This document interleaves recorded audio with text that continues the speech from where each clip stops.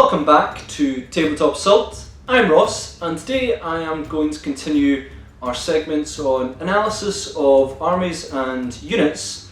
Especially today I'm going to be focusing on Adeptus Mechanicus, and we're going to begin big. We're going to start with Archmagus Belisarius Cawl. Now excuse me if I do pronounce his first name wrong. I pronounce things phonetically. So for the rest of the video, I'm just going to sort of refer to him as Cawl. It's the easiest way to go about this. So when we're discussing Cawl, the first thing I'd make prominent about him is that he is the first unique HQ for Adeptus Mechanicus, and he is your only secondary choice in the HQ slot next to Tech Priest Dominus. Now that's important because otherwise for you to achieve sort of battalions and things, you either need to field 2 Tech Priest Dominuses or go with Cawl, and you know, he does add a lot to the army. However, when discussing Cawl, one of the most important things I feel to begin with is I'm going to discuss a wee bit about him in the lore. He's only really been around since January. He is a new character that has been added. However, he has acted as sort of Deus Ex character of the Warhammer 40k universe. He's been the sort of catalyst for what Games Workshop have wanted to achieve, and they've used him to sort of go forward with that. So what has he achieved in his sort of short time in the playable version of 40k? One thing to make clear is he's always been there. He is 10,000 years old, so he claims. That's quite old, as you can imagine, and it's widely debated how he's achieved this, as most Mechanicum, I believe, only live, for about 1,000 years at best. So how has he managed to do that 10 times? Well, he could have been in stasis, which I think is a bit cheating, doesn't really count towards his age if you've been asleep for half the time. Has he been using new bodies, etc.? Or worse, has he been delving into Xenos or heretical means? Who knows, but he's 10,000 years old, he's been there forever, but recently he's been up to a whole bunch of new stuff. So what has he done? First thing he did was he teamed up with the Necron Trazyn, the Infinite I believe, and with him he managed to use pylons he discovered and then found predominantly in Cadia to weaken the warp of chaos. Now this was obviously a huge blow to the forces of chaos, you know, basically weakening their strength. Also did have an effect apparently on the Legion of the Damned and Celestine, all got the Living Saint, all got weakened by this as well, but seen as a victory that, you know, hey, chaos are getting held back, this is great new technology. However, Abaddon was having none of that. He then decided, well, the solution is to throw a Blackstone Fortress, which is I believe one of his massive ships, straight into Cadia and more or less annihilate a whole bunch of these pylons, and with that then chaos sort of unleashed and consumed Cadia. So yeah, he did quite well, and then it all went a bit wrong. What else has he achieved? He found a piece of war gear. Yep. Found a piece of war gear that he then used with a bit of Xenos help to wake up Guilliman, as we know. And this is great. Obviously this is what Games Workshop were really hoping to do. They introduced Magnus, and now they wanted to bring in a Loyalist Primarch who haven't been seen quite well, some of them. So they brought back Guilliman, and you know, so they used Belisarius Cawl to go, hey, he's found something, he's quite good at technology. Boom, Primarch was brought back. So that was kind of handy for the Loyalists to get their Primarch back, but also he developed the Primaris Marines.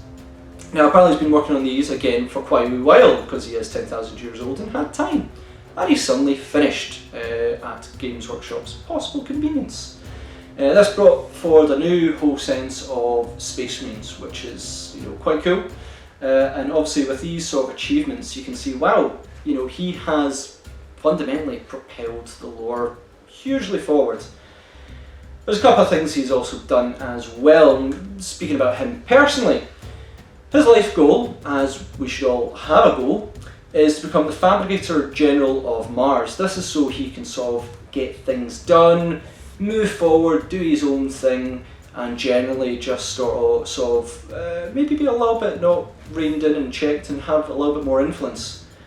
He was hoping that the man who he managed to wake up, Guilliman, would possibly help him in this, and Guilliman fundamentally went no.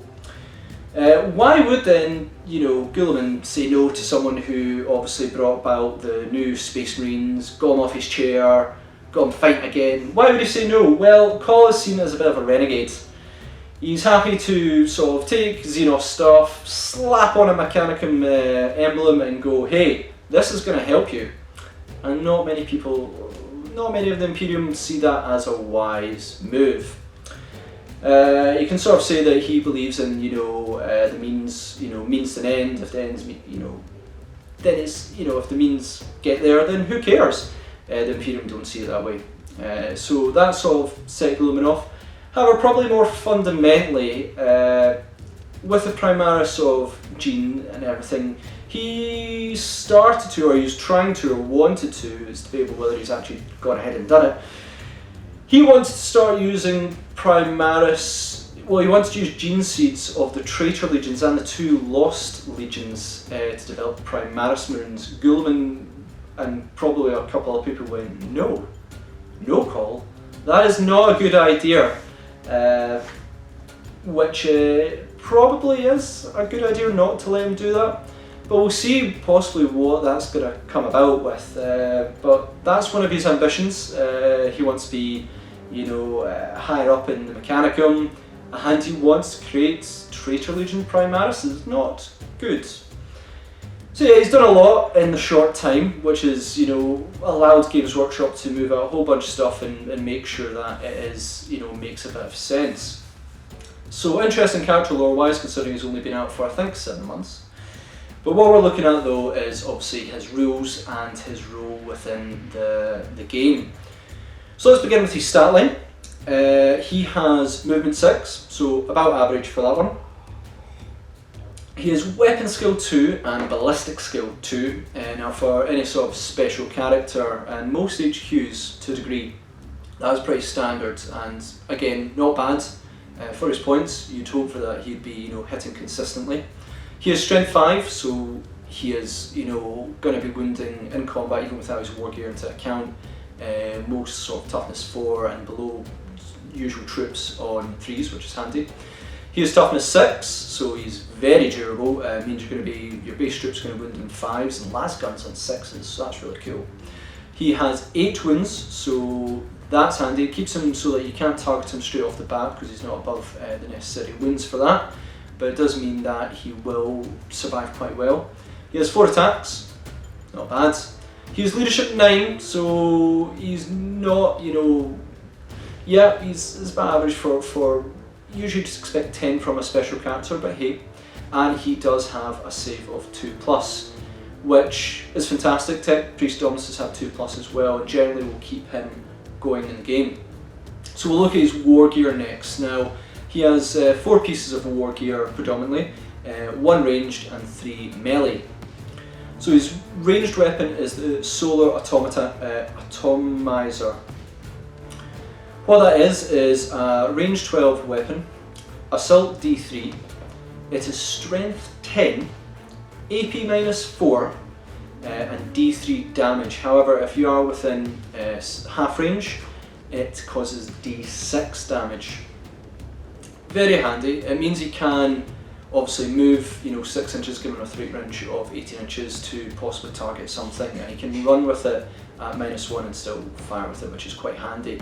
And getting within that 6 inches can really put quite a bit of fear into sort of big creatures. If a big creature or characters nearby, get Belisarius Cawl into a good enough position, you can shock your opponent when if you manage to get your D3, if you get 3 hits there, you're going to wound characters on mostly 2s unless they're toughness 6, big things maybe on 3s, -4 AP.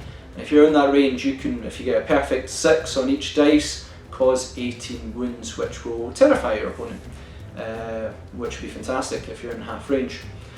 His melee weapons, he's got a choice of 3. We'll begin with the Mechanic Hive. I'm going to always struggle with Admech pronunciation weapons, but you can have a look, it'll be fine.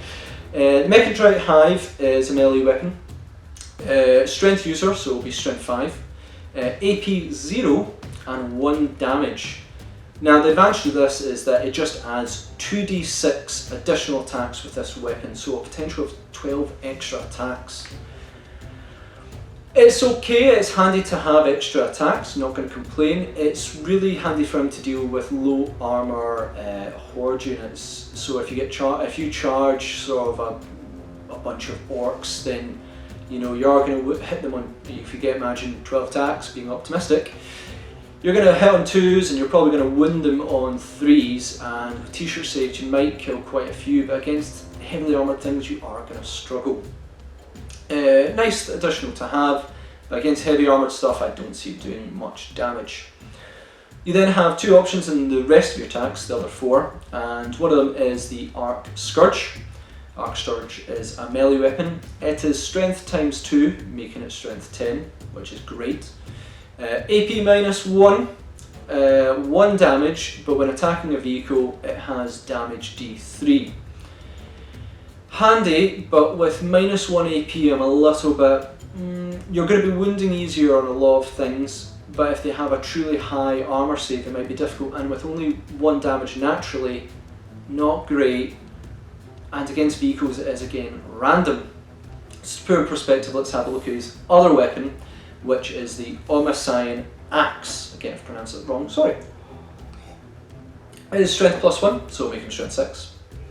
Meaning you'll probably wound most infantry on 3+, and vehicles probably on a 5+. However, it is AP minus 2, it is 2 damage, and no special rules for that weapon.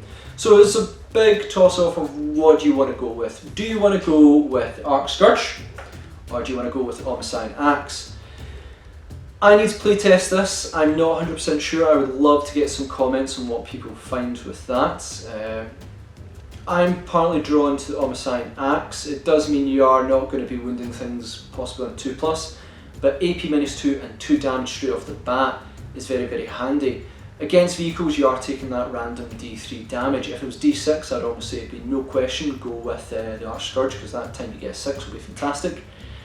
But D3 does mean a third of the time you are, if you wound, going to cause 1, and then if you, on another third, you're going to only cause the same amount of damage as the Automata Axe. You've really got to balance this up, what you're going to be playing on. Tough one in terms of what you're going to actually choose in combat, but I'd love to get your thoughts on that. I'm drawn towards Automata Axe, don't know about you guys. However, where Belisarius Cawl really begins to shine is his special abilities. So he's got a few that do match the Tech Priest Dominus. He has Canticles of the Automata, which just about every unit in Admech does. It's very important to have because that allows, unless you've got, you have to make sure everything in your detachment has that rule to use it.